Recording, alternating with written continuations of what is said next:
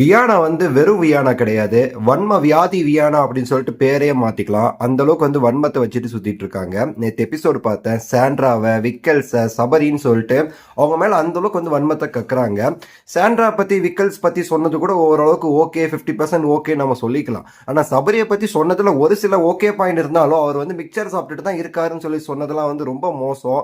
நான் ஒத்துக்கிறேன். நானே சொல்லியிருக்கேன். அவர் வந்து எல்லா இடத்துலயுமே வாய்ஸ் ஓபன் பண்ணல. பட் இருந்தாலுமே கேம் நல்லா ஆடினாருன்னு சொல்லிட்டு. ஆனா இவங்க மிக்சர் சாப்பிடுறாங்க அப்படின்னு சொல்லி சொல்லும்போது வியானா முதல்ல என்ன பண்ணாங்க? ஸ்டார்டிங்ல எதுவுமே பண்ணலையே, மிக்சர் தான் சாப்பிட்டாங்க. அப்புறம் விஜய் சேதுபதி ஒரு தடவை நல்லா பேசுறீங்க வியானான்னு சொல்லிட்டு இவங்க வேலை செய்ய சோமப்பட்டு பேசுனதுக்கு வந்து பாராட்டினாரு. அதை வச்சு 4 இடத்துல வந்து பேசிட்டே அலைஞ்சாங்க.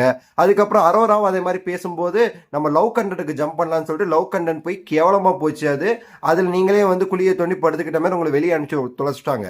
சரிங்களா? இப்ப திரும்ப வந்து அவரை பார்த்து மிக்சர் சாப்பிட்றேன்னு சொல்றீங்க வியானா. நீங்க முதல்ல என்ன பண்ணீங்க? நீங்க எதுவுமே பண்ணாம தானே வெளியே போனீங்க மிக்சரை சாப்பிட்டுக்கிட்டு. எதுக்கு இந்த அளவுக்கு வன்மம் அப்படின்னு சொல்லிட்டு தான் நான் வந்து கேட்குறேன்.